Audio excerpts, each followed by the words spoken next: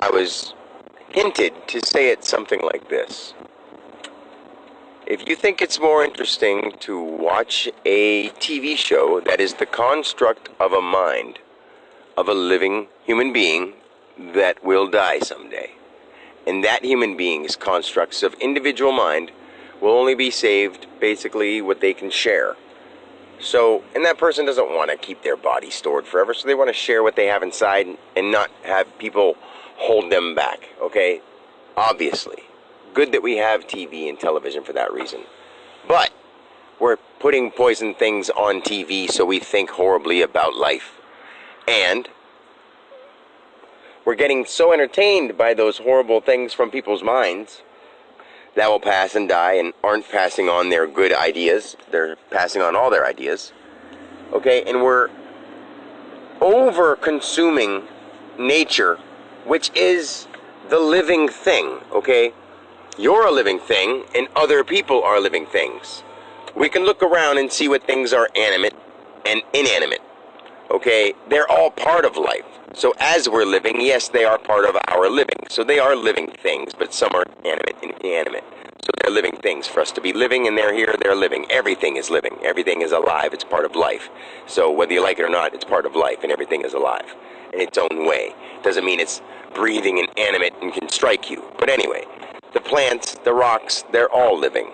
They are just distorted, and we've broken them down into littler forms or whatever forms in our own ways and in nature's ways, and whatever you want to think about it is fine. But the constructs in your mind were given to you by other people thinking, not you going inside and asking nature itself. The only living thing is nature.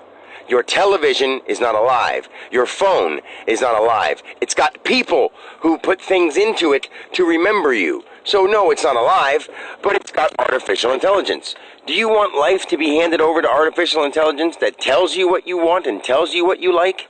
Because you're not going inside and going to nature, eating healthy and eating things that are pure from nature. Everything's come from nature eventually or essentially from somewhere. And you can transmute when you're pure. But if you're pure, you're not going to eat things that aren't, because they go through a process to be made that isn't pure. And you'll understand what I mean. That should be simply understood if you get what I'm saying.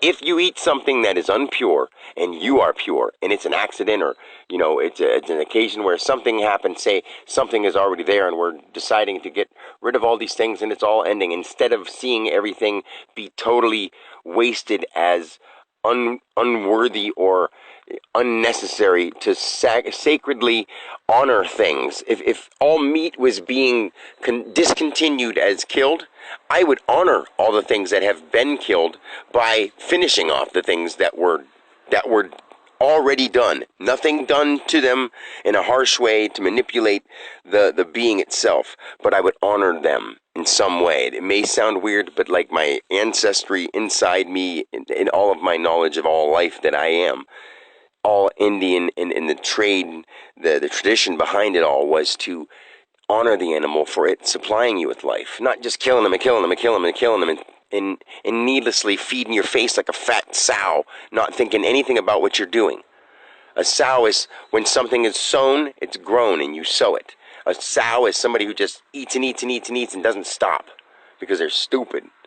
And I'm tired of watching people do this to themselves and go through life after life dying because they just can't get the fact that whether they like it or not, they've got to become pure if they want to continue to grow. Nature will continue to evolve. If you live with nature and cooperate with nature, you will continue to evolve. And when you're ready to leave your body, you will.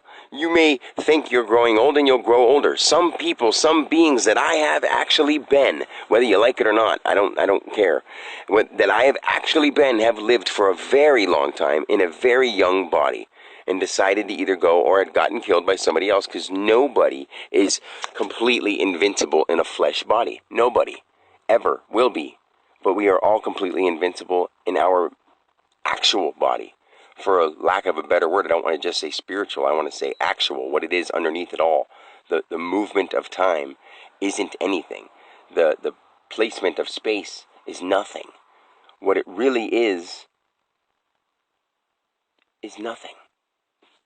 With intelligence, for lack of a better word, or with consciousness, for the lack of better words, because there are better words, but not in our language, and you'd understand them if you weren't trying to speak everything that you think somebody else told you.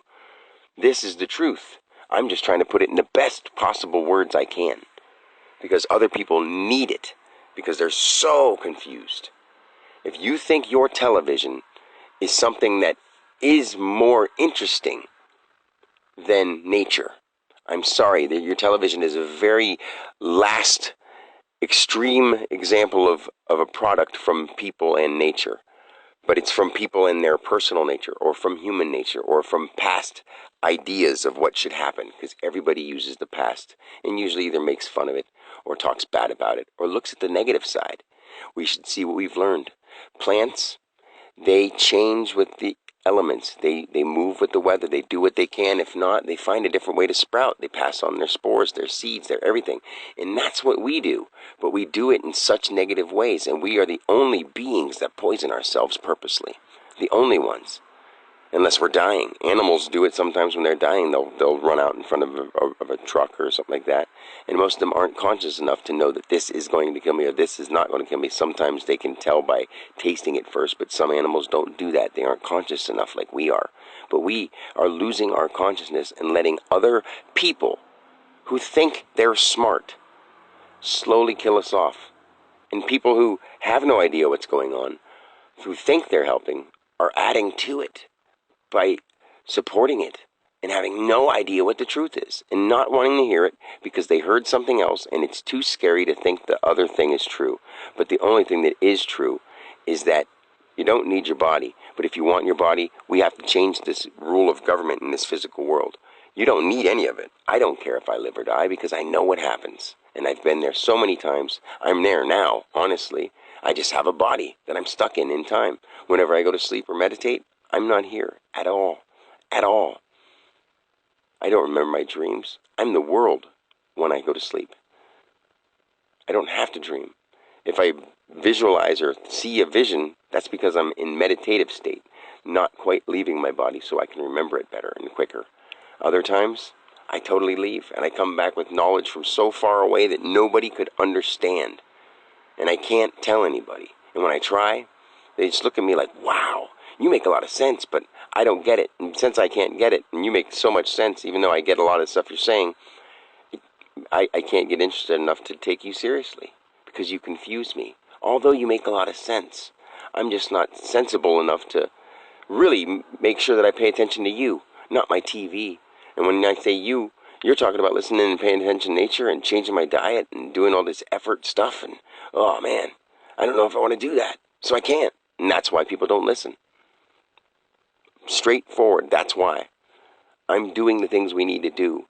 So come with me if you're ready. If not, I love you and cool. But you're poisoning yourself.